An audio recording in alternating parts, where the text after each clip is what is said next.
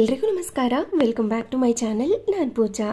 ಇವತ್ತು ಭಾನುವಾರ ಮಧ್ಯಾಹ್ನದಿಂದ ವ್ಲಾಗ್ನ ಸ್ಟಾರ್ಟ್ ಮಾಡ್ತಾ ಇದ್ದೀನಿ.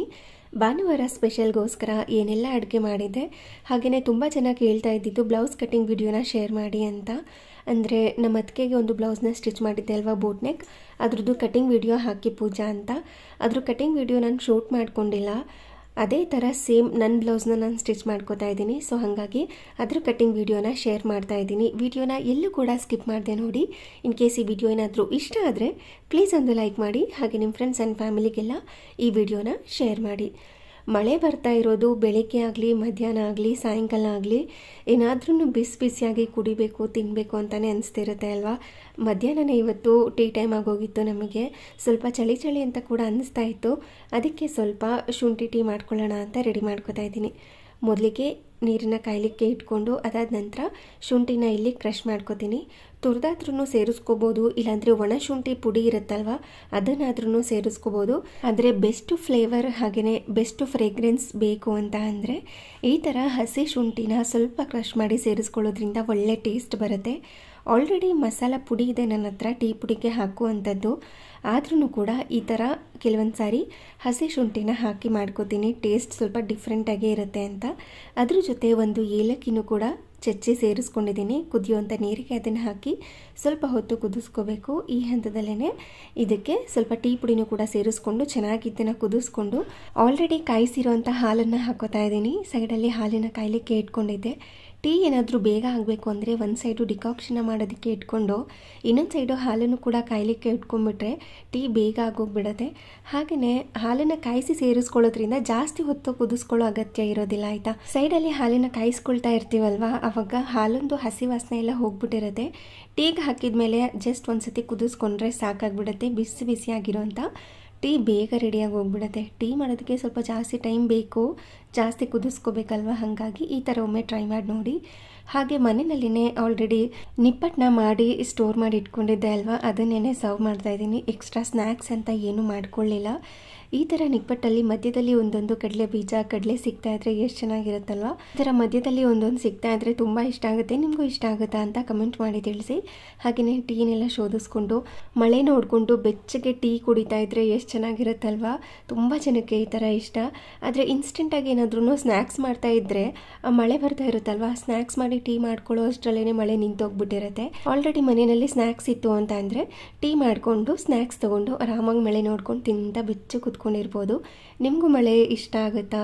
ಈ ಥರ ಮಳೆಯಲ್ಲಿ ಏನಾದ್ರೂ ತಿನ್ನಬೇಕು ಅನಿಸುತ್ತಾ ಅಂತ ಕಮೆಂಟ್ ಮಾಡಿ ತಿಳಿಸಿ. ಹಾಗೆಯೇ ಸ್ವಲ್ಪ ಗ್ರಾಸರೀಸ್ನೆಲ್ಲ ಆರ್ಡರ್ ಮಾಡಿದ್ದೆ. ಮಾರ್ಕೆಟ್ಗೆ ಹೋಗಬೇಕು ಅಂತ ಅಂದ್ಕೊಂಡಿದ್ದೆ. ಮಳೆ ಬೇರೆ ಬರ್ತಾ ಇತ್ತಲ್ವ, ಮತ್ತು ಅಂಗಡಿಗಳೆಲ್ಲ ಕ್ಲೋಸ್ ಮಾಡ್ಕೊಂಡಿರ್ತಾರೆ. ಸುಮ್ಮನೆ ಮತ್ತೆ ಹೋಗಿ ಕೆಲವೊಂದು ಸಿಗುತ್ತೆ ಕೆಲವೊಂದು ಸಿಗೋದಿಲ್ಲ.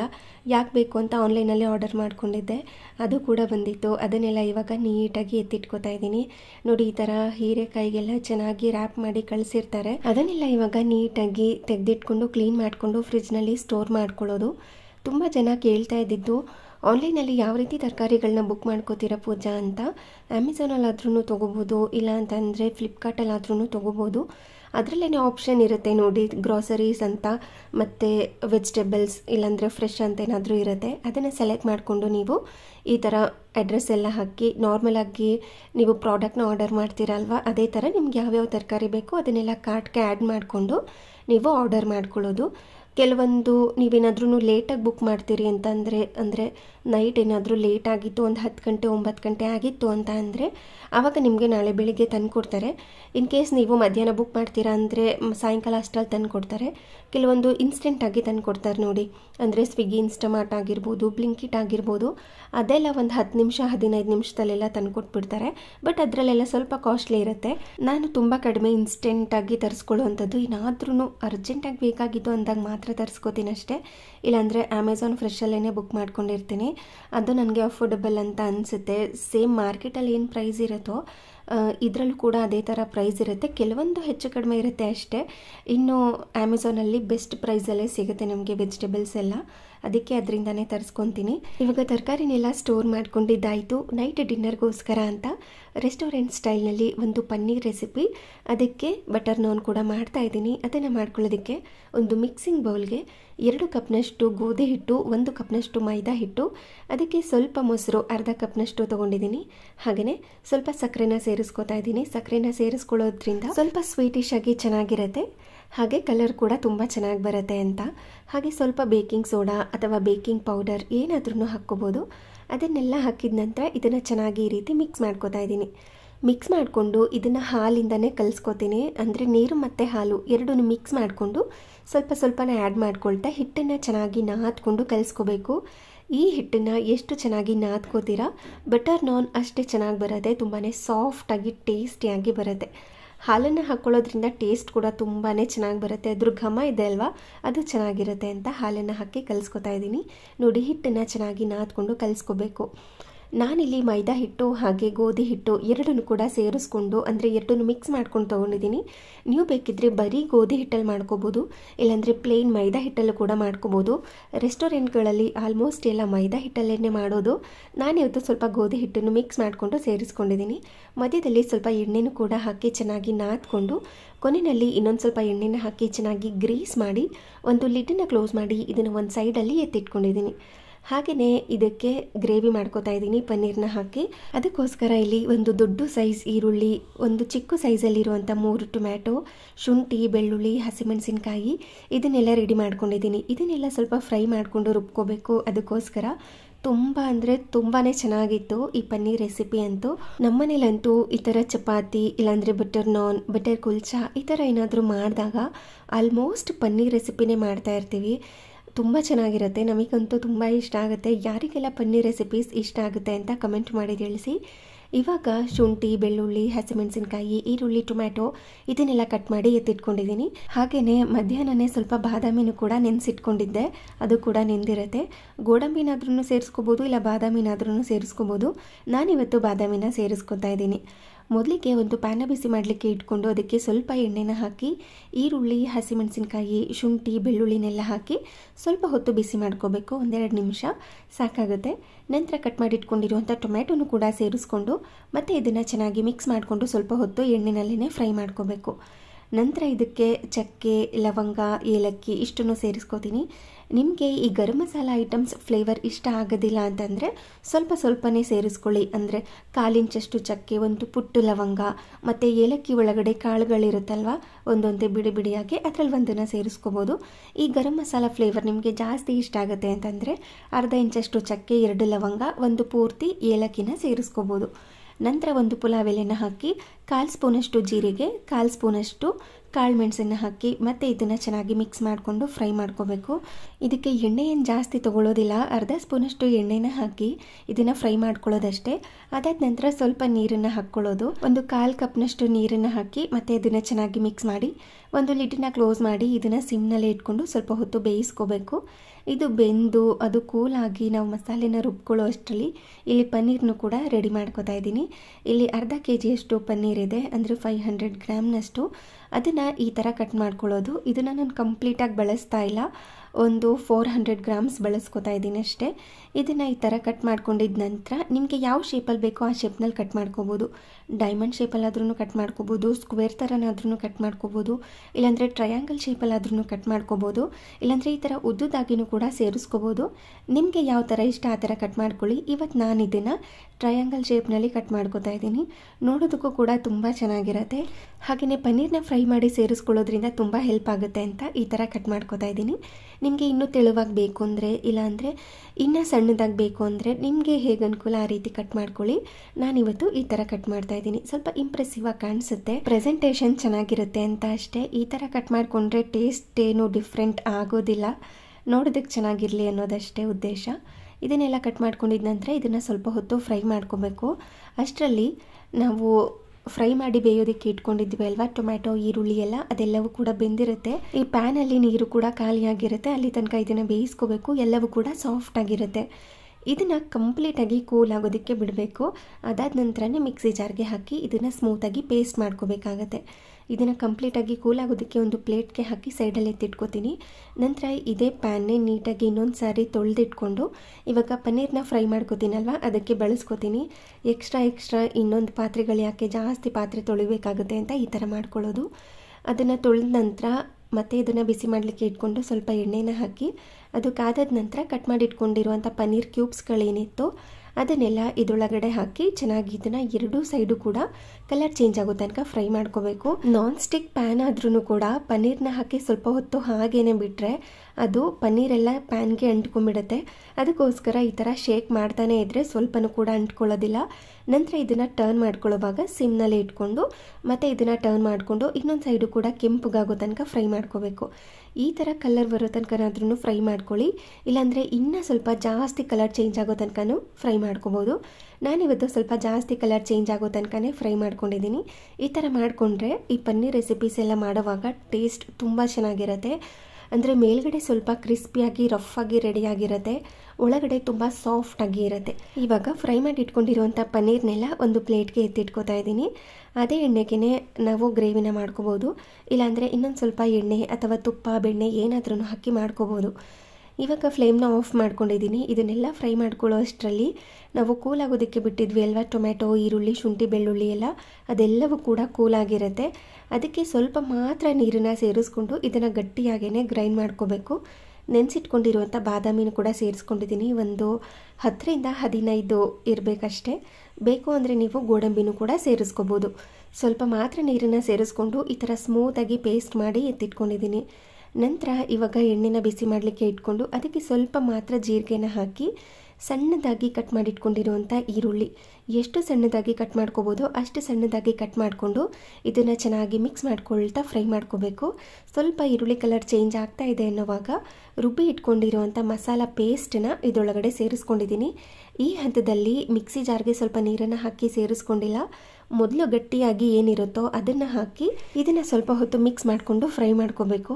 ಆಲ್ರೆಡಿ ಫ್ರೈ ಮಾಡಿ ಬೇಯಿಸಿ ಸೇರಿಸ್ಕೊಂಡಿರೋದ್ರಿಂದ ತುಂಬ ಜಾಸ್ತಿ ಹೊತ್ತು ಫ್ರೈ ಮಾಡ್ಕೊಳ್ಳೋ ಅಗತ್ಯ ಇಲ್ಲ. ಎಣ್ಣೆಯಲ್ಲಿ ಹೊಂದ್ಕೋಬೇಕು, ಆ ರೀತಿ ಫ್ರೈ ಮಾಡಿಕೊಂಡು ನಂತರ ಅದಕ್ಕೆ ಸ್ವಲ್ಪ ಅರಿಶಿನ ಪುಡಿ, ಖಾರಕ್ಕೆ ತಕ್ಕಂತೆ ಅಚ್ಕಾರದ ಪುಡಿನ ಸೇರಿಸ್ಕೊಂಡಿದ್ದೀನಿ. ಹಸಿಮೆಣಸಿನ್ಕಾಯಿನ ಸೇರಿಸ್ಕೊಂಡಿದ್ವಿ, ನೋಡ್ಕೊಂಡು ಹಾಕ್ಕೋಬೇಕಾಗತ್ತೆ. ನಾನಿಲ್ಲಿ ಕಾಶ್ಮೀರ್ ರೆಡ್ ಚಿಲ್ಲಿ ಪೌಡರ್ನ ಹಾಕ್ಕೊಂಡಿದ್ದೀನಿ ಒಳ್ಳೆ ಕಲರ್ ಬರಲಿ ಅಂತ. ನಂತರ ಸ್ವಲ್ಪ ಧನಿಯಾ ಪುಡಿನ ಹಾಕಿ ರುಚಿಗೆ ತಕ್ಕಷ್ಟು ಉಪ್ಪನ್ನು ಸೇರಿಸಿ ಚೆನ್ನಾಗಿ ಈ ರೀತಿ ಹೊಂದಿಸ್ಕೋಬೇಕು. ನಂತರ ಕಟ್ ಮಾಡಿ ಫ್ರೈ ಮಾಡಿ ಇಟ್ಕೊಂಡಿರುವಂಥ ಪನ್ನೀರ್ನ ಇದರೊಳಗಡೆ ಸೇರಿಸ್ಕೊಂಡು ಸ್ವಲ್ಪ ಫ್ರೆಶ್ ಕ್ರೀಮ್ನ ಸೇರಿಸ್ಕೋತಾ ಇದ್ದೀನಿ. ಫ್ರೆಶ್ ಕ್ರೀಮ್ ಇಲ್ಲ ಅಂತ ಅಂದರೆ ನಾರ್ಮಲ್ ಹಾಲಿನ ಕೆನೆ ಇರುತ್ತಲ್ವ ಅದನ್ನೇ ಸ್ವಲ್ಪ ಕ್ರೀಮ್ ಥರ ಮಾಡಿಕೊಂಡು ಸೇರಿಸ್ಕೋಬೇಕು. ನಂತರ ಕಸೂರಿ ಮೇಥಿನ ಈ ರೀತಿ ಕ್ರಷ್ ಮಾಡಿ ಪೌಡರ್ ಮಾಡ್ಕೊಂಡು ಸೇರಿಸಿ ಚೆನ್ನಾಗಿ ಇದನ್ನು ಮಿಕ್ಸ್ ಮಾಡ್ಕೊಳ್ಳೋದು. ನಂತರ ಮಿಕ್ಸಿ ಜಾರ್ಗೆ ಸ್ವಲ್ಪ ನೀರನ್ನು ಹಾಕಿ ಅದನ್ನು ಕೂಡ ಈ ಹಂತದಲ್ಲಿ ಸೇರಿಸ್ಕೋಬೋದು. ನಿಮಗೆ ಕನ್ಸಿಸ್ಟೆನ್ಸಿ ಯಾವ ರೀತಿ ಬೇಕು ಅಂತ ನೋಡಿಕೊಂಡು ಅದಕ್ಕೆ ತಕ್ಕಂತೆ ನೀರನ್ನು ಹಾಕಿ ಅಡ್ಜಸ್ಟ್ ಮಾಡ್ಕೋಬೇಕಾಗತ್ತೆ. ನೋಡಿ, ಈ ಥರ ಕ್ರೀಮಿಯಾಗಿ ತುಂಬ ರಿಚ್ಚಾಗಿ ಕಾಣಿಸುತ್ತೆ. ನೋಡೋದಕ್ಕೂ ಕೂಡ ಅಷ್ಟೇ, ತಿನ್ನೋದಕ್ಕೂ ಕೂಡ ಅಷ್ಟೇ. ಅಂದರೆ ಕ್ರೀಮ್ ಎಲ್ಲ ಹಾಕಿ ಬಾದಾಮಿನೆಲ್ಲ ಹಾಕಿ ಮಾಡ್ಕೊಂಡಿದ್ದೇವಲ್ವ, ಸ್ವಲ್ಪ ರಿಚ್ ಕ್ರೀಮಿ ಕನ್ಸಿಸ್ಟೆನ್ಸಿಯಲ್ಲಿ ಇರುತ್ತೆ. ಕೊನೆಯಲ್ಲಿ ಸ್ವಲ್ಪ ಸಕ್ಕರೆನ ಹಾಕಿ ಮತ್ತೆ ಇದನ್ನು ಚೆನ್ನಾಗಿ ಮಿಕ್ಸ್ ಮಾಡಿ ಒಂದು ಲಿಡ್ಡನ್ನು ಕ್ಲೋಸ್ ಮಾಡಿ ಎಣ್ಣೆ ಬಿಟ್ಕೊಂಡು ಬರೋ ತನಕ ಇದನ್ನು ಸಿಮ್ನಲ್ಲಿ ಇಟ್ಕೊಂಡು ಕುದಿಸ್ಕೊಳ್ಳೋದು. ಇದು ಕುದಿಯೋಷ್ಟರಲ್ಲಿ ಹಾಗೆ ಅದು ರೆಡಿ ಆಗೋಷ್ಟರಲ್ಲಿ ಇಲ್ಲಿ ಬಟರ್ ನಾನ್ ಕೂಡ ರೆಡಿ ಮಾಡ್ಕೋತಾ ಇದ್ದೀನಿ. ಅದಕ್ಕೆ ಸಣ್ಣದಾಗಿ ಕಟ್ ಮಾಡಿ ಇಟ್ಕೊಂಡಿರುವಂಥ ಕೊತ್ತಂಬರಿ ಸೊಪ್ಪು, ಸ್ವಲ್ಪ ಎಳ್ಳನ್ನು ಎತ್ತಿಟ್ಕೊಂಡಿದ್ದೀನಿ, ಬಿಳಿ ಎಳ್ಳು, ಇಲ್ಲ ಅಂತಂದರೆ ಕಪ್ಪೆಳ್ಳನ್ನು ಕೂಡ ಸೇರಿಸ್ಕೋಬೋದು. ಹಿಟ್ಟನ್ನು ಇನ್ನೊಮ್ಮೆ ಚೆನ್ನಾಗಿ ನಾದ್ಕೊಂಡು ಈ ಥರ ಒಂದು ಚಪಾತಿ ಮಾಡ್ಕೋತೀವಲ್ವ ಅಷ್ಟು ಹಿಟ್ಟನ್ನು ತಗೊಂಡು ಈ ಥರ ಮತ್ತೆ ಅದನ್ನು ಕೂಡ ನಾದ್ಕೊಂಡು ರೆಡಿ ಮಾಡ್ಕೋತಾ ಇದ್ದೀನಿ.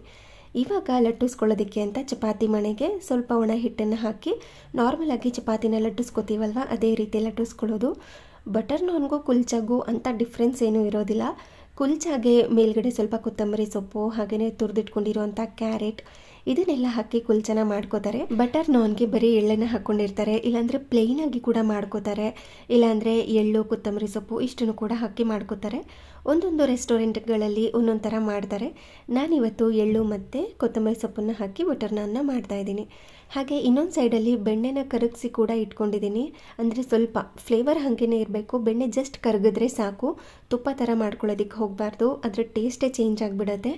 ಆದಷ್ಟು ಮೆಲ್ಟ್ ಆಗಿರುವಂಥ ಬಟರ್ ಅದೇನೇ ರೂಮ್ ಟೆಂಪ್ರೇಚರಲ್ಲಿ ಇರುತ್ತಲ್ವ ಸ್ವಲ್ಪ ಸಾಫ್ಟಾಗಿ ಆ ಥರ ಬಟರ್ನ ಬಳಸ್ಕೊಂಡ್ರೆ ಇನ್ನೂ ಒಳ್ಳೆಯದು. ಫ್ರಿಜ್ನಲ್ಲಿತ್ತು, ಸೊ ಹಾಗಾಗಿ ಕರಗಿಸಿ ಎತ್ತಿಟ್ಕೊಂಡಿದ್ದೀನಿ. ಲಟ್ಸಿದ ನಂತರ ಇನ್ನೊಂದು ಸ್ವಲ್ಪ ಇರೋವಾಗ ಅಂದರೆ ಇನ್ನೊಂದು ಸ್ವಲ್ಪ ಲಟ್ಟಿಸ್ಕೊಳ್ಳೋವಾಗ ಈ ಹಂತದಲ್ಲಿ ಸ್ವಲ್ಪ ಎಳ್ಳು ಕೊತ್ತಂಬರಿ ಸೊಪ್ಪನ್ನು ಹಾಕಿ ಮತ್ತೆ ಲಟ್ಟಿಸ್ಕೊಂಡ್ರೆ ಆ ಹಿಟ್ಟಿಗೆ ಎಳ್ಳು ಮತ್ತು ಕೊತ್ತಂಬರಿ ಸೊಪ್ಪು ಚೆನ್ನಾಗಿ ಅಂಟ್ಕೊಂಡಿರುತ್ತೆ. ಅದಕ್ಕೋಸ್ಕರ ಲಟ್ಸಿದ ನಂತರ ನಾರ್ಮಲ್ ಆಗಿ ನಾವು ಚಪಾತಿನ ಬೇಯಿಸ್ಕೊತೀವಲ್ವ ಅದೇ ಥರ ಬೇಯಿಸ್ಕೊಳ್ಳೋದು. ನೋಡಿ, ಇವಾಗ ಗ್ರೇವಿ ಕೂಡ ರೆಡಿಯಾಗಿತ್ತು. ಕೊನೆಯಲ್ಲಿ ಸ್ವಲ್ಪ ಕೊತ್ತಂಬರಿ ಸೊಪ್ಪನ್ನು ಹಾಕಿ ಚೆನ್ನಾಗಿ ಮಿಕ್ಸ್ ಮಾಡ್ಕೊಂಡ್ಬಿಡ್ತು ಅಂತಂದರೆ ರಿಚ್ ಆಗಿರುವಂತಹ ಈ ಪನ್ನೀರ್ ಗ್ರೇವಿ ರೆಡಿಯಾಗಿರುತ್ತೆ. ಇವಾಗ ಈ ತವಾಗೆ ಸ್ವಲ್ಪ ಎಣ್ಣೆನ ಹಾಕಿ ನಂತರ ಈ ಲಟ್ಟಿಸ್ಕೊಂಡು ಇಟ್ಕೊಂಡಿರುವಂಥ ನಾನ್ನ ಹಾಕಿ ಎರಡೂ ಸೈಡು ಕೂಡ ಸ್ವಲ್ಪ ಎಣ್ಣೆ ಜಾಸ್ತಿನೇ ಹಾಕಿ ಬೇಯಿಸ್ಕೋಬೇಕು. ನೋಡಿ ಈ ಥರ ಕಲರ್ ಚೇಂಜ್ ಆಗಿರಬೇಕು. ಹಾಗೆಯೇ ಘಮ ಕೂಡ ಬರ್ತಾ ಇರುತ್ತೆ. ನಾವು ಹಾಲೆಲ್ಲ ಸೇರಿಸ್ಕೊಂಡಿರೋದ್ರಿಂದ ಅದ್ರ ಘಮ ತುಂಬಾ ಚೆನ್ನಾಗಿರುತ್ತೆ.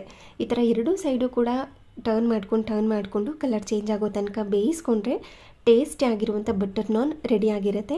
ಇದ್ರ ಮೇಲೆ ಮೆಲ್ಟ್ ಆಗಿರುವಂಥ ಬಟರ್ನ ಹಾಕಿ, ಅಂದರೆ ಈ ಥರ ಕರಗಿಸಿ ಇಟ್ಕೊಂಡಿರುವಂಥ ಬಟರ್ನ ಹಾಕಿ ಎಲ್ಲ ಸೈಡು ಕೂಡ ಈ ರೀತಿ ಸ್ಪ್ರೆಡ್ ಮಾಡಿಕೊಂಡ್ರೆ ಟೇಸ್ಟಿ ಆಗಿರುವಂಥ ಬಟರ್ ನಾನ್ ಮನೆಯಲ್ಲೇ ರೆಡಿಯಾಗಿರುತ್ತೆ. ನೋಡಿ ಎಷ್ಟು ಚೆನ್ನಾಗಿ ಕಾಣಿಸ್ತಾ ಇದೆ ಅಲ್ವಾ. ಇದನ್ನು ನಾವು ಎರಡೂ ಸೈಡು ತವಾ ಮೇಲೇ ಬೇಯಿಸ್ಕೋಬೋದು. ಇಲ್ಲ ಅಂದರೆ ದೋಸೆ ತವ ಇರುತ್ತಲ್ವ, ಅದಕ್ಕೆ ಈ ಲಟ್ಟಿಸ್ಕೊಂಡಿರುವಂಥದ್ದನ್ನು ಅಂಟಿಸ್ಕೋಬೇಕು. ಅದನ್ನು ಬೇಯಿಸಿದ ನಂತರ ಉಲ್ಟಾ ಮಾಡಿ ಗ್ಯಾಸ್ ಮೇಲೆ ಮತ್ತೆ ಸುಟ್ಕೊಳ್ಳೋದಷ್ಟೇ. ಅದನ್ನು ಇನ್ನೊಂದು ದಿನ ಯಾವಾಗಲಾದ್ರೂ ಶೇರ್ ಮಾಡ್ತೀನಿ. ಅದಕ್ಕಿಂತ ಇದ್ರ ಟೇಸ್ಟ್ ಸ್ವಲ್ಪ ಬೆಟರ್ ಆಗೇ ಇರುತ್ತೆ. ಅದಕ್ಕೋಸ್ಕರ ಈ ಥರ ಮಾಡ್ಕೊಂಡಿದ್ದೀನಿ. ನಂತರ ಪನ್ನೀರ್ ಗ್ರೇವಿ, ಅದ್ರ ಮೇಲೆ ಸ್ವಲ್ಪ ಫ್ರೆಶ್ ಕ್ರೀಮ್ ಮತ್ತು ಕೊತ್ತಂಬರಿ ಸೊಪ್ಪನ್ನು ಹಾಕಿ ಸರ್ವ್ ಮಾಡ್ತಾ ಇದ್ದೀನಿ. ಇನ್ನು ಸೈಡ್ಗೆ ಅಂತ ಸ್ವಲ್ಪ ನಿಂಬೆಹಣ್ಣು, ಈರುಳ್ಳಿನ ಹಾಕಿ ಸರ್ವ್ ಮಾಡ್ತಾ ಇದ್ದೀನಿ. ಒಂದೆರಡು ತಿಂದ್ರೇ ಹೊಟ್ಟೆ ತುಂಬೋಗ್ಬಿಡುತ್ತೆ, ಅಷ್ಟು ಚೆನ್ನಾಗಿರುತ್ತೆ. ಅಷ್ಟು ಹೆವಿಯಾಗೂ ಕೂಡ ಇರುತ್ತೆ. ಒಮ್ಮೆ ನೀವು ಕೂಡ ಟ್ರೈ ಮಾಡಿ ನೋಡಿ. ಹಾಗೆ ಒಂದು ರಂಗೋಲಿ ಡಿಸೈನ್ನ ನೋಡ್ಕೊಂಡು ಬನ್ನಿ.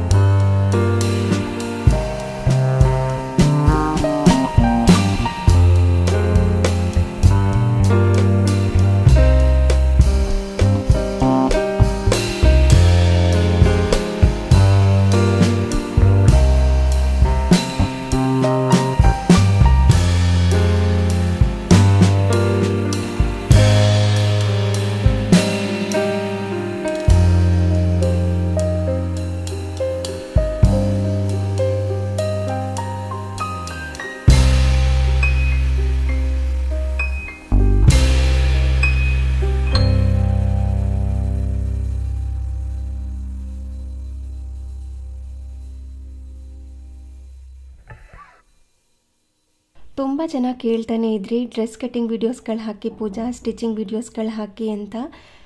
ಮೊನ್ನೆ ನಮ್ಮ ಅತ್ತಿಗೆಗೆ ಸ್ಟಿಚ್ ಮಾಡಿದ್ದೆ ಅಲ್ವಾ ಬೋಟ್ ನೆಕ್ ಮತ್ತು ಒಂದು ಬ್ಯಾಕ್ ಡಿಸೈನ್, ಅದ್ರದ್ದು ಕಟ್ಟಿಂಗ್ ವೀಡಿಯೋಸ್ ಹಾಕಿ ಅಂತ ಕೇಳ್ತಾನೆ ಇದ್ರಿ. ನಾನು ಅದನ್ನು ವೀಡಿಯೋ ಮಾಡ್ಕೊಂಡಿರಲಿಲ್ಲ. ನೀವು ಕೇಳಿದ್ರಿ ಅಂತ ಸೇಮ್ ಅದೇ ಡಿಸೈನ್ನ ನನಗೂ ಕೂಡ ಸ್ಟಿಚ್ ಮಾಡ್ಕೋತಾ ಇದ್ದೀನಿ. ಆ ಬ್ಲೌಸ್ ಕಟ್ಟಿಂಗ್ ವೀಡಿಯೋನ ಇವತ್ತಿನ ವೀಡಿಯೋದಲ್ಲಿ ಶೇರ್ ಮಾಡ್ತೀನಿ. ಯಾರಿಗಾದರೂ ಇಂಟ್ರೆಸ್ಟ್ ಇದ್ದರೆ ನೋಡಲಿ ಅಂತ ಇದನ್ನು ಕೊನೆಯಲ್ಲಿ ಆ್ಯಡ್ ಮಾಡ್ತಾ ಇದ್ದೀನಿ. ನಿಮಗೆ ಇಂಟ್ರೆಸ್ಟ್ ಇಲ್ಲ ಅಂತಂದರೆ ಕಟ್ಟಿಂಗ್ ಮತ್ತು ಸ್ಟಿಚಿಂಗ್ ಬಗ್ಗೆ ವೀಡಿಯೋನ ಸ್ಕಿಪ್ ಮಾಡ್ಕೋಬೋದು. ಇಂಟ್ರೆಸ್ಟ್ ಇಲ್ಲ ಅಂದ್ರೂ ಒಮ್ಮೆ ನೀವು ನೋಡಿ ಎಷ್ಟು ಸಿಂಪಲ್ಲಾಗಿ ಕಟ್ಟಿಂಗ್ ಮಾಡಿದ್ದೀನಿ ಅಂತಂದರೆ ನೀವು ಕೂಡ ಆರಾಮಾಗಿ ಕಟ್ ಮಾಡ್ಕೋಬೋದು. ನಿಮಗೇನಾದ್ರೂ ಇಂಟ್ರೆಸ್ಟ್ ಇಲ್ಲ ಅಂದ್ರೂ ಕೂಡ ಯಾವುದಾದ್ರೂ ಒಂದು ಹಳೆ ಬಟ್ಟೆನಲ್ಲಿ ಸೇಮ್ ಇದೇ ಥರ ಕಟ್ ಮಾಡಿ ಕೈಯಿಂದನೇ ಸಿಂಪಲಾಗಿ ಸ್ಟಿಚ್ ಮಾಡಿ ನೋಡಿ. ಇಲ್ಲಾಂದರೆ ಸ್ಟ್ಯಾಪ್ಲರ್ ಇರುತ್ತಲ್ವ ಅದರಿಂದನೇ ಸುಮ್ಮನೆ ಪಿನ್ ಮಾಡಿಕೊಂಡು ಸ್ಟಿಚ್ ಮಾಡಿ ನೋಡ್ಕೊಳ್ಳಿ ಎಷ್ಟು ಚೆನ್ನಾಗಿ ಬ್ಲೌಸ್ ಬರುತ್ತೆ ಅಂತಂದರೆ ಪರ್ಫೆಕ್ಟಾಗಿ ನಾವು ಹೊರಗಡೆ ಯಾವ ರೀತಿ ಸ್ಟಿಚ್ ಮಾಡಿಸ್ಕೋತೀವಲ್ವ ಅದೇ ಥರನೇ ಬರುತ್ತೆ. ಆ ಕಟ್ಟಿಂಗ್ ವೀಡಿಯೋನ ಇವತ್ತಿನ ವೀಡಿಯೋದಲ್ಲಿ ಶೇರ್ ಮಾಡ್ತಾ ಇದ್ದೀನಿ. ಮೊದಲಿಗೆ ಲೈನಿಂಗ್ ಪೀಸ್ನ ಸೈಡಿಂದ ಈ ಥರ ಒಮ್ಮೆ ಫೋಲ್ಡ್ ಮಾಡ್ಕೋಬೇಕು. ನೋಡಿ ಈ ಥರ ಕಾಣಿಸುತ್ತೆ. ನಾನಿವತ್ತು ಬೋಟ್ ನೆಕ್ನ ಸ್ಟಿಚ್ ಮಾಡ್ತಾ ಇರೋದ್ರಿಂದ ನಾನಿಲ್ಲಿ 7 ಇಂಚಸ್ಗೆ ಮಾರ್ಕ್ ಮಾಡ್ಕೋತೀನಿ. ಬೋಟ್ ನೆಕ್ಗೆ ಸ್ವಲ್ಪ ನೆಕ್ ಮತ್ತು ಈ ಡೀಪ್ ಏನಿದೆ ಶೋಲ್ಡರ್ ಅದನ್ನೆಲ್ಲ ಜಾಸ್ತಿನೇ ತೊಗೋಬೇಕು. ಅಂದರೆ ಕರೆಕ್ಟಾಗಿ ಎಕ್ಸಾಕ್ಟ್ ಶೋಲ್ಡರ್ ಇರುತ್ತಲ್ವ ಅಷ್ಟಕ್ಕೆ ತೊಗೋಬೇಕಾಗುತ್ತೆ. ಅದಕ್ಕೋಸ್ಕರ 7 ಇಂಚಸ್ ತೊಗೊಂಡು ಆರ್ಮ್ ಹೋಲ್ ಡೌನ್ಗೋಸ್ಕರನೂ ಅಂತ 7 ಇಂಚಸ್ನೇ ತೊಗೊಂಡಿದ್ದೀನಿ. ಬೋಟ್ ನೆಕ್ ಸ್ಟಿಚ್ ಮಾಡ್ಕೊಳ್ಳುವಾಗ ನಾವು ಶೋಲ್ಡರ್ ಮತ್ತು ಡೀಪ್ಗೆ ಎಷ್ಟು ತೊಗೊಂಡಿದ್ವಿ ಸೇಮ್ ಆರ್ಮ್ ಹೋಲ್ಗೂ ಕೂಡ ಅಷ್ಟೇ ತೊಗೋಬೇಕು. ನಂತರ ಇವಾಗ ಬಸ್ಟ್ ಸೈಜ್ ಅಳತೆ ಮಾಡ್ಕೊಳ್ಳಿ. ನಿಮ್ಮದು ಬಸ್ಟ್ ಸೈಜ್ ಏನಿದೆ ಅಂತ ಆ ಟೇಪ್ನಲ್ಲಿ ಒಂದು 34 ಬಂದಿರುತ್ತೆ ಅಂದ್ಕೊಳ್ಳಿ, ಇಲ್ಲ 33 ಬಂದಿರುತ್ತೆ ಅಂತ ಅಂದ್ಕೊಳ್ಳಿ. 33ನ 4ಇಂದ ಡಿವೈಡ್ ಮಾಡಿಕೊಂಡ್ರೆ 8.5 ಬರುತ್ತೆ. ಅದಕ್ಕೆ ಅರ್ಧ ಆ್ಯಡ್ ಮಾಡಿಕೊಂಡು 9 ಇಂಚ್ಗೆ ಒಂದು ಮಾರ್ಕ್ ಮಾಡಿ ನಂತರ ಎಕ್ಸ್ಟ್ರಾ 2 ಇಂಚಸ್ಗೆ ಮಾರ್ಕ್ ಮಾಡ್ಕೋಬೇಕು ಲೂಸ್ಗೋಸ್ಕರ. ಹಾಗೆ ಇಲ್ಲಿ ಆರ್ಮ್ ಹೋಲ್ ಡೌನ್ಗೋಸ್ಕರ ಅಂತ ಇಲ್ಲಿ ಅರ್ಧ ಇಂಚ್ ಅಥವಾ 1 ಇಂಚ್ಗೆ ಒಂದು ಮಾರ್ಕ್ನ ಮಾಡಿ ಈ ಥರ ರೌಂಡ್ ಶೇಪಾಗಿ ಮಾರ್ಕ್ ಮಾಡ್ಕೋಬೇಕು. ಇನ್ನು ಶೋಲ್ಡರ್ಗೆ ಅಂತ ನಾನು 2.5 ಇಂಚಸ್ನ ತೊಗೋತಾ ಇದ್ದೀನಿ. 2.5 ಇಂಚಸ್ಗೆ ತೊಗೊಂಡ್ರೆ ನಮಗೆ ರೆಡಿ 2 ಇಂಚಸ್ ಬರುತ್ತೆ. ಶೋಲ್ಡರ್ ಜಸ್ಟ್ 2 ಇಂಚ್ ಬರೋ ಥರ ನಿಮ್ಮ ಶೋಲ್ಡರ್ ಎಷ್ಟು ಬೇಕು ಅಂತ ನೋಡಿಕೊಂಡು ತೊಗೋಬೋದು. ಇನ್ನು ಮಿಕ್ಕೊಂಡಿರುವಂಥದ್ದಕ್ಕೆ ಒಂದು 3 ಇಂಚಸ್ ಡೌನ್ಗೆ ತೊಗೊಂಡು ಬಾಕ್ಸ್ ರೀತಿ ಮಾಡಿಕೊಂಡು ಬೋಟ್ ನೆಕ್ ಥರ ಮಾರ್ಕ್ ಮಾಡ್ಕೊಂಡಿದ್ದೀನಿ. ಹಾಗೆ ಇಲ್ಲಿ ನಾವು ಎಲ್ಲಿಂದ ಮಾರ್ಕ್ ಮಾಡ್ಕೊಂಡಿದ್ದೀವಿ ಅಲ್ಲಿಂದ ಡೌನ್ಗೆ ನಿಮಗೆ ಬ್ಲೌಸ್ ಲೆಂತ್ ಎಷ್ಟು ಬೇಕು ಅಂತ ನೋಡ್ಕೋಬೇಕು. ನಾನಿಲ್ಲಿ 14 ಇಂಚಸ್ ತೊಗೊಂಡಿದ್ದೀನಿ. ಅದಕ್ಕೆ ಅರ್ಧ ಇಂಚ್ನ ಆ್ಯಡ್ ಮಾಡಿಕೊಂಡು ಇಲ್ಲಿ ಇನ್ನೊಂದು ಮಾರ್ಕ್ ಮಾಡ್ಕೋಬೇಕು. ಹಾಗೆಯೇ ನಿಮ್ಮ ಸೊಂಟದ ಅಳತೆ ಏನಿದೆ ಅದನ್ನು ಕೂಡ 4ಇಂದ ಡಿವೈಡ್ ಮಾಡ್ಕೋಬೇಕು. 4ಇಂದ ಡಿವೈಡ್ ಮಾಡಿದಾಗ ಎಷ್ಟು ಇಂಚಸ್ ಬಂದಿರುತ್ತೆ ಅಲ್ವಾ ಅದಕ್ಕೂ ಕೂಡ ಅರ್ಧ ಇಂಚ್ನ ಆ್ಯಡ್ ಮಾಡಿಕೊಂಡು ಮಾರ್ಕ್ ಮಾಡ್ಕೋಬೇಕು. ನಂತರ ಇವಾಗ ಇಲ್ಲಿಂದ 2 ಇಂಚಸ್ ಎಕ್ಸ್ಟ್ರಾ ಮಾರ್ಕ್ಗೋಸ್ಕರ ತೊಗೊಂಡಿರ್ತೀವಲ್ವ ಅಂದರೆ ಲೂಸ್ಗೋಸ್ಕರ ಅಂತ. ಹಾಗೆ ಇಲ್ಲೊಂದು ಟಕ್ ಮಾಡ್ಕೋತೀವಲ್ವ ಅದಕ್ಕೋಸ್ಕರ 1 ಇಂಚ್ನ ಆ್ಯಡ್ ಮಾಡ್ಕೋಬೇಕು. ಟೋಟಲ್ ನಾವು ಎಕ್ಸ್ಟ್ರಾ ಕೆಳಗಡೆ ತೊಗೊಳ್ಳೋದು 3 ಇಂಚಸ್ನ ತೊಗೊಂಡಿರ್ತೀವಿ. 1 ಇಂಚ್ ಇಲ್ಲಿ ಟಕ್ ಹಾಕೋದಕ್ಕೆ, ಇನ್ನು 2 ಇಂಚಸ್ ಏನಿದೆ ಅದು ಲೂಸ್ಗೋಸ್ಕರ ಅಂತ. ಇವಾಗ ಮಾರ್ಕ್ ಮಾಡಿ ಏನು ಇಟ್ಕೊಂಡಿರ್ತೀವಲ್ವ ಅದನ್ನು ಈ ಥರ 2 ಇಂಚಸ್ಗೆ ಎಕ್ಸ್ಟ್ರಾ ಏನಿತ್ತು ಅಂದರೆ ಲೂಸ್ಗೋಸ್ಕರ ಬಿಟ್ಕೊಂಡಿರ್ತೀವಲ್ವ ಅದನ್ನು ಮಾರ್ಕ್ ಮಾಡ್ಕೋಬೇಕು ಫಿಟ್ಟಿಂಗ್ ಲೈನ್ ಮತ್ತು ಎಕ್ಸ್ಟ್ರಾಗೋಸ್ಕರ. ಇನ್ನು 1 ಇಂಚ್ ಬಿಟ್ಟಿರ್ತೀವಲ್ವ ಟಕ್ಗೋಸ್ಕರ ಅಂತ ಅದನ್ನು ಇಲ್ಲಿ ಮಾರ್ಕ್ ಮಾಡ್ಕೋಬೇಕು. ಅಂದರೆ ಸೊಂಟದ ಅಳತೆ ಏನಿತ್ತು ಅದಕ್ಕೆ 1 ಇಂಚ್ ಆ್ಯಡ್ ಮಾಡ್ಕೊಂಡಿರ್ತೀವಲ್ವ ಅಲ್ಲಿಂದ ಅರ್ಧಕ್ಕೆ 1 ಇಂಚ್ನ ಮಾರ್ಕ್ ಮಾಡಿಕೊಂಡು ಅಂದರೆ ಮಿಡಲ್ಗೆ ಒಂದು ಮಾರ್ಕ್ ಮಾಡಿ 4 ಇಂಚಸ್ ಅಥವಾ 3.5 ಇಂಚಸ್ಗೆ ಮಾರ್ಕ್ ಮಾಡ್ಕೋಬೇಕು. ಇನ್ನು ಡೀಪ್ಗೋಸ್ಕರ ಅಂದರೆ ಬ್ಯಾಕ್ ಡಿಸೈನ್ಗೋಸ್ಕರ ನಿಮಗೆ ಡೌನ್ ಎಷ್ಟು ಬೇಕು ಅಂತ ನೋಡಿಕೊಂಡು 1 ಇಂಚ್ ಬಿಡ್ತಿರೋ ಥರ ನಾನು ವಿಡಿಯೋದಲ್ಲಿ ತೋರಿಸಿದ್ದೀನಲ್ವ ಅದೇ ಥರ ಸುಮ್ಮನೆ ಒಂದು ಶೇಪ್ನ ತೊಗೊಳ್ಳಿ ರ್ಯಾಂಡಮ್ ಆಗಿ. ನಿಮಗೆ ಲೆಂತ್ ಕರೆಕ್ಟಾಗಿ ನೋಡ್ಕೋಬೇಕು. ಅಂದರೆ ಡೀಪ್ ಎಷ್ಟು ಬೇಕು ಅಂತ. ತುಂಬ ಡೀಪ್ ಏನೂ ಇರೋದಿಲ್ಲ, ಸೇಮ್ ಬೋಟ್ ನೆಕ್ ಥರನೇ ಇರುತ್ತೆ, ಫುಲ್ ಕ್ಲೋಸೇ ಇರುತ್ತೆ. ಸ್ವಲ್ಪ ಡಿಸೈನ್ ಆಗಿರಲಿ ಅಂತ ಇದೊಂದು ಶೇಪ್ನ ಇಟ್ಟಿದ್ದೀನಿ ಅಷ್ಟೇ. 5 ಇಂಚ್ ಲೆಂತಲ್ಲಿ ತೊಗೋಬೇಕು. ಹಾಗೆ 1 ಇಂಚ್ ವಿಡ್ತಲ್ಲಿ ತೊಗೊಂಡು ಈ ಥರ ಸುಮ್ಮನೆ ಒಂದು ರ್ಯಾಂಡಮ್ ಆಗಿ ಶೇಪ್ ತೊಗೊಳ್ಳೋದಷ್ಟೇ. ಇವಾಗ ಒಂದು ಸೈಡ್ ಮಾರ್ಕ್ ರೆಡಿ ಆಗಿರುತ್ತೆ. ಇನ್ನೊಂದು ಸೈಡ್ ಬೇಕು ಅಂದರೆ ಈ ರೀತಿ ಉಲ್ಟಾ ಮಾಡಿ ಟ್ಯಾಪ್ ಮಾಡಿದ್ರೆ ಇನ್ನೊಂದು ಸೈಡು ಕೂಡ ಈ ಥರ ಮಾರ್ಕ್ ಆಗಿರುತ್ತೆ. ಅದ್ರ ಮೇಲೆ ಇನ್ನೊಂದು ಸಾರಿ ಒಂದು ಲೈನ್ಸ್ನ ಹಾಕ್ಕೊಂಡ್ಬಿಡ್ತು ಅಂತಂದರೆ ಪರ್ಫೆಕ್ಟಾಗಿ ಈಗ ಮಾರ್ಕಿಂಗ್ ಎಲ್ಲ ಮುಗ್ದಿರುತ್ತೆ. ಇವಾಗ ಬ್ಯಾಕ್ ಸೈಡ್ ಕಂಪ್ಲೀಟಾಗಿ ರೆಡಿ ಆಯಿತು. ಇವಾಗ ಫ್ರಂಟ್ ಸೈಡ್ ಕಟ್ ಮಾಡ್ಕೊಳ್ಳೋದು ತುಂಬಾ ಈಸಿ. ಸೇಮ್ ನಾವು ಮೊದಲು ಯಾವ ಥರ ಫೋಲ್ಡ್ ಮಾಡಿ ಇಟ್ಕೊಂಡಿದ್ವಿ ಅದೇ ಥರ ಇದನ್ನು ಕೂಡ ಫೋಲ್ಡ್ ಮಾಡಿ ಇಟ್ಕೊಂಡು ನಾವು ಬ್ಯಾಕ್ ಸೈಡ್ ಕಟ್ ಮಾಡಿ ಏನು ಇಟ್ಕೊಂಡಿದ್ದೀವಿ ಅಲ್ವಾ ಅದನ್ನು ಇದ್ರ ಮೇಲೆ ಇಟ್ಕೋಬೇಕು. ಇದ್ರ ಮೇಲೆ ಇಟ್ಕೊಂಡು ನೋಡಿ ಈ ಥರ ಕರೆಕ್ಟಾಗಿ ಸೆಟ್ ಮಾಡ್ಕೋಬೇಕು. ನಿಮಗೆ ಫ್ರಂಟ್ ಸೈಡ್ ಮತ್ತು ಬ್ಯಾಕ್ ಸೈಡ್ ಎರಡೂ ಸೈಡು ಕೂಡ ಬೋಟ್ ನೆಕ್ ಬೇಕು ಅಂದರೆ as it is back side ನಾವು ಯಾವ ರೀತಿ ಮಾರ್ಕ್ ಮಾಡ್ಕೊಂಡಿದ್ವಿ ಫ್ರಂಟ್ ಸೈಡ್ ಕೂಡ ಅದೇ ರೀತಿ ಮಾರ್ಕ್ ಮಾಡ್ಕೋಬೇಕು. ಹಾಗೆಯೇ ಇಲ್ಲಿ ಬಾಟಮ್ನಲ್ಲಿ ಎಕ್ಸ್ಟ್ರಾ 1.5 ಇಂಚ್ನ ಆ್ಯಡ್ ಮಾಡ್ಕೋಬೇಕು ಫ್ರಂಟ್ ಸೈಡ್ಗೆ. ಮತ್ತು ಮೇಲ್ಗಡೆನೂ ಕೂಡ ಆಮ್ ಹೋಲ್ ಹತ್ರ ನಾವು ಮಾರ್ಕ್ ಮಾಡ್ಕೊಂಡಿರ್ತೀವಲ್ವ ಅದಕ್ಕೂ ಕೂಡ ಒಂದು ಅರ್ಧ ಇಂಚನ್ನ ಆ್ಯಡ್ ಮಾಡಿಕೊಂಡು ಕಟ್ ಮಾಡ್ಕೋಬೇಕಾಗತ್ತೆ. ನಾವು ಪ್ರಿನ್ಸ್ ಕಟ್ ಹೊಲಿಯೋವಾಗ ಎರಡೂ ಪೀಸ್ಗಳನ್ನೂ ಅಟ್ಯಾಚ್ ಮಾಡೋವಾಗ ಆಲ್ಮೋಸ್ಟ್ 3/4 ಇಂಚಷ್ಟು ಹೋಗ್ಬಿಡುತ್ತೆ ನಮಗೆ. ಆವಾಗ ಟೈಟ್ ಆಗೋ ಚಾನ್ಸಸ್ ಇರುತ್ತೆ. ಅದಕ್ಕೋಸ್ಕರ ಫ್ರಂಟ್ ಸೈಡ್ ಕಟ್ ಮಾಡ್ಕೊಳ್ಳುವಾಗ ಕೆಳಗಡೆ 1.5 ಇಂಚ್ ಹಾಗೆ ಮೇಲ್ಗಡೆ ಅರ್ಧ ಇಂಚ್ ಅಥವಾ 3/4 ಇಂಚನ್ನ ಆ್ಯಡ್ ಮಾಡ್ಕೊಂಡು ತೊಗೋಬೇಕು. ನಾನಿವತ್ತು ಫ್ರಂಟ್ ಸೈಡ್ಗೆ ಬೋಟ್ ನೆಕ್ನ ಇಟ್ಕೋತಾ ಇಲ್ಲ, ಅದನ್ನು ಕೂಡ ಶೇರ್ ಮಾಡ್ತೀನಿ. ಡೀಪ್ನೇ ಇಟ್ಕೋತಾ ಇದ್ದೀನಿ. ಹಾಗೆ ಇಲ್ಲಿ ಪ್ರಿನ್ಸ್ ಕಟ್ ಮಾಡ್ಕೊಳ್ಳೋದಕ್ಕೆ ಈ ಸೈಡಿಂದ 3 ಇಂಚಸ್ಗೆ ಬಿಟ್ಟು ನಮ್ಮ ಬಾಡಿ ಅಳತೆಗೆ ಎಕ್ಸ್ಟ್ರಾ ತೊಗೊಂಡಿರ್ತೀವಿ ನೋಡಿ, ಅಂದರೆ ಬ್ಯಾಕ್ ಸೈಡ್ 1 ಇಂಚ್ ಎಕ್ಸ್ಟ್ರಾ ತೊಗೊಂಡಿರ್ತೀವಿ. ಸೇಮ್ ಅದನ್ನೇ ಕಟ್ ಮಾಡಿ ಇಟ್ಕೊಂಡಿದ್ವಿ. ಹಾಗೆ ಫ್ರಂಟಲ್ಲೂ ಕೂಡ 1.5 ಇಂಚ್ ಎಕ್ಸ್ಟ್ರಾ ತೊಗೊಂಡಿರ್ತೀವಿ. ಟೋಟಲ್ 2.5 ಇಂಚಸ್ ಎಕ್ಸ್ಟ್ರಾ ಇರುತ್ತೆ. ಆ 2.5 ಇಂಚಸ್ನ ಈ ಥರ ಮಾರ್ಕ್ ಮಾಡ್ಕೋಬೇಕು.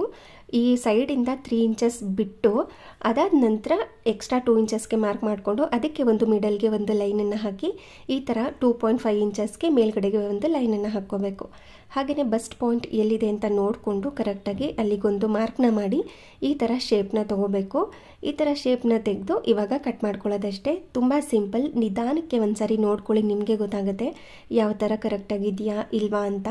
ಒಂದು ಸತಿ ಅರ್ಥ ಆಗಲಿಲ್ಲ ಅಂದರೆ ಇನ್ನೊಂದು ಸಾರಿ ನೋಡ್ಕೊಳ್ಳಿ ಯಾವ ರೀತಿ ಕಟ್ ಮಾಡ್ಕೊಂಡಿದ್ದೀನಿ. ಹಾಗೆ ಟೇಪ್ನು ಕೂಡ ನೋಡ್ಕೋಬೋದು ಎಷ್ಟು ಇಂಚಸ್ಗೆ ಮಾರ್ಕ್ ಮಾಡ್ಕೋತಾ ಇದ್ದೀನಿ ಅಂತ. ಇವಾಗ ಇದನ್ನು ಈ ರೀತಿ ಕಟ್ ಮಾಡ್ಕೊಳ್ಳೋದು ಈ ಥರ ಬರುತ್ತೆ. ಇವಾಗ ನಾವು ಸ್ಟಿಚಿಂಗ್ನ ಮಾಡ್ಕೊಳ್ಳೋದಷ್ಟೇ. ಇವಾಗ ಫ್ರಂಟ್ ಸೈಡ್ ಮತ್ತು ಬ್ಯಾಕ್ ಸೈಡ್ ಎರಡೂ ಸೈಡು ಕೂಡ ರೆಡಿ ಆಯಿತು. ನಾನಿವಾಗ ಇದಕ್ಕೆ boat neck back side front side deep neck ಇಟ್ಕೋತಾ ಇದ್ದೀನಿ. ಬೋಟ್ ನೆಕ್ ಎಷ್ಟು ತೊಗೊಂಡಿದ್ದೆ 2.5 ಇಂಚಸ್ ಶೋಲ್ಡರ್ಗೆ ಅಂತ, ಅದನ್ನು ಕೂಡ ಇಲ್ಲಿ ಅಷ್ಟೇ ತೊಗೋಬೇಕು. ಮತ್ತು ನಿಮಗೆ ಫ್ರಂಟ್ ಡೀಪ್ ಎಷ್ಟು ಬೇಕು ಅಂತ ನೋಡಿಕೊಂಡು ಅದಕ್ಕೆ ತಕ್ಕಂತೆ ನೀವು ಮಾರ್ಕ್ ಮಾಡ್ಕೋಬೋದು. ನಂತರ ಇಲ್ಲಿ ನಾನು 6 ಇಂಚಸ್ ತೊಗೊಂಡಿದ್ದೀನಿ. ಹಾಗೆ ಈ ಥರ ಬಾಕ್ಸ್ ಥರ ಮಾಡಿಕೊಂಡು ನಾವು ಈ ಥರ ಒಂದು ರೌಂಡಾಗಿ ಮಾರ್ಕ್ ಮಾಡ್ಕೋತಾ ಇದ್ದೀನಿ. ಫ್ರಂಟ್ ಡಿಸೈನ್ ನಿಮ್ಗೆ ಹೆಂಗೆ ಬೇಕೋ ಆ ರೀತಿ ಮಾರ್ಕ್ ಮಾಡ್ಕೋಬೋದು. ನಾನು ಸಿಂಪಲಾಗಿ ನಿಮ್ಗೆ ಅರ್ಥ ಆಗಲಿ ಅಂತ ಸುಮ್ಮನೆ ರೌಂಡ್ ನೆಕ್ನೇ ಇಟ್ಟಿದ್ದೀನಿ ಅಷ್ಟೇ. ಮತ್ತು ಇದನ್ನು ಈ ರೀತಿ ಫೋಲ್ಡ್ ಮಾಡಿ ಟ್ಯಾಪ್ ಮಾಡಿದ್ರೆ ಇನ್ನೊಂದು ಸೈಡು ಕೂಡ ನಮಗೆ ಈ ಥರ ಮಾರ್ಕ್ ಬಂದಿರುತ್ತೆ. ಮತ್ತು ಅದನ್ನು ಮಾರ್ಕ್ ಮಾಡ್ಕೊಳ್ಳೋದಷ್ಟೇ. ಹಾಗೆ ಇಲ್ಲಿ ಸ್ಲೀವ್ಗೋಸ್ಕರ ಅಂತ ನಾನು ಸ್ವಲ್ಪ ಉದ್ದವಾಗಿರುವಂಥ ಸ್ಲೀವ್ನ ಇಟ್ಕೋತಾ ಇದ್ದೀನಿ. ನಿಮಗೆ ಸ್ಲೀವ್ ಲೆಂತ್ ಎಷ್ಟು ಬೇಕು ಅಂತ ನೋಡಿಕೊಂಡು ಒಂದು ಲೈನನ್ನು ಹಾಕ್ಕೊಳ್ಳಿ. ಮತ್ತು ಸ್ಟಿಚಿಂಗ್ಗೋಸ್ಕರ ಒಂದು ಅರ್ಧ ಇಂಚ್ ಬಿಡಬೇಕು.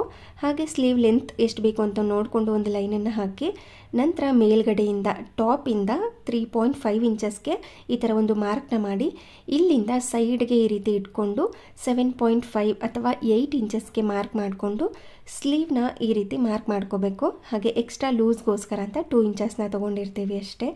ಇವಾಗ ಈ ರೀತಿ ಮಾರ್ಕ್ ಮಾಡಿ ಒಂದು ಸತಿ ಅಳತೆ ಮಾಡ್ಕೊಂಡು ನೋಡ್ಕೋಬೇಕು ಕರೆಕ್ಟಾಗಿ ನಾವು ಆಮ್ ಹೋಲ್ ಕಟ್ ಮಾಡಿ ಇಟ್ಕೊಂಡಿರೋ ಕಡೆ ಇದು ಕರೆಕ್ಟಾಗಿ ಫಿಟ್ ಆಗುತ್ತಾ ಅಂತ. ಇಲ್ಲ ಅಂದರೆ ಸ್ವಲ್ಪ ಹೆಚ್ಚು ಕಡಿಮೆ ಮಾಡ್ಕೊಳ್ಳೋದಷ್ಟೇ. ಇವಾಗ ಎಕ್ಸ್ಟ್ರಾ 2 ಇಂಚಸ್ಗೂ ಕೂಡ ಮಾರ್ಕ್ ಮಾಡಿಕೊಂಡು ಸ್ಲೀವ್ ಲೂಸ್ ಎಷ್ಟು ಬೇಕು ಅಂತ ನೋಡ್ಕೊಳ್ಳಿ. ಇವಾಗಲೇ ಅಳತೆ ಮಾಡಿಕೊಂಡು ಇವಾಗ 10 ಬಂತು ಅಂದರೆ 5ಗೆ ಮಾರ್ಕ್ ಮಾಡಿಕೊಂಡು ಎಕ್ಸ್ಟ್ರಾ 2 ಇಂಚಸ್ಗೂ ಕೂಡ ಈ ರೀತಿ ಮಾರ್ಕ್ ಮಾಡ್ಕೊಳ್ಳೋದು. ಆ್ಯಕ್ಚುಲ್ ಫಿಟ್ಟಿಂಗ್ ಲೈನ್ಗೆ ಒಂದು ಲೈನನ್ನು ಹಾಕಿ ಎಕ್ಸ್ಟ್ರಾ ಲೂಸ್ಗೋಸ್ಕರ ಇನ್ನೊಂದು ಲೈನನ್ನು ಹಾಕಿ ಇದನ್ನು ಕಟ್ ಮಾಡ್ಕೊಳ್ಳೋದಷ್ಟೇ. ತುಂಬ ಸಿಂಪಲ್ಲಾಗಿ ಕಟ್ ಮಾಡ್ಕೊಳ್ಳುವಂಥದ್ದು. ತುಂಬ ಡೀಟೇಲಾಗಿ ಎಕ್ಸ್ಪ್ಲೈನ್ ಮಾಡಿದ್ದೀನಿ. ನಿಮಗೆ ಅರ್ಥ ಆಗಲಿಲ್ಲ ಅಂದರೆ ಇನ್ನೊಂದು ಸರಿ ವಿಡಿಯೋನ ನೋಡಿ, ಆವಾಗ ಇನ್ನೂ ಚೆನ್ನಾಗಿ ಅರ್ಥ ಆಗುತ್ತೆ. ಇವಾಗ ಇದನ್ನು ಕಟ್ ಮಾಡ್ಕೊಳ್ಳೋದು ಕಂಪ್ಲೀಟಾಗಿ ಡೀಟೇಲಾಗಿ ಎಕ್ಸ್ಪ್ಲೈನ್ ಮಾಡಿ ಈ ವಿಡಿಯೋನ ಹಾಕಿದ್ದೀನಿ. ಇವತ್ತು ಕಟ್ಟಿಂಗ್ ವಿಡಿಯೋನ ಹಾಕಿದ್ದೀನಿ. ನಾಳೆ ಅಂದರೆ ಸೋಮವಾರ ಸ್ಟಿಚಿಂಗ್ ಮಾಡ್ತೀನಿ, ಅದನ್ನು ಕೂಡ ಡೀಟೇಲಾಗಿ ವಿಡಿಯೋ ಮಾಡಿ ಹಾಕ್ತೀನಿ. ಒಮ್ಮೆ ನಿಧಾನವಾಗಿ ನೋಡ್ಕೊಳ್ಳಿ, ಕರೆಕ್ಟಾಗಿ ನಿಮಗೂ ಕೂಡ ಅರ್ಥ ಆಗುತ್ತೆ, ನೀವು ಕೂಡ ಈಸಿಯಾಗಿ ಸ್ಟಿಚ್ ಮಾಡ್ಕೋಬೋದು. ಹಾಗೆ ಇದಾಗಿತ್ತು ಇವತ್ತಿನ ವಿಡಿಯೋ. ಈ ವಿಡಿಯೋ ನಿಮಗೆ ಸ್ವಲ್ಪನಾದ್ರೂ ಇಷ್ಟ ಆಗಿದ್ದರೆ, ಯೂಸ್ಫುಲ್ ಅನಿಸಿದ್ರೆ ಪ್ಲೀಸ್ ಒಂದು ಲೈಕ್ ಮಾಡಿ. ಹಾಗೆ ನಿಮ್ಮ ಫ್ರೆಂಡ್ಸ್ ಆ್ಯಂಡ್ ಫ್ಯಾಮಿಲಿಗೆಲ್ಲ ಶೇರ್ ಮಾಡಿ. Thank you.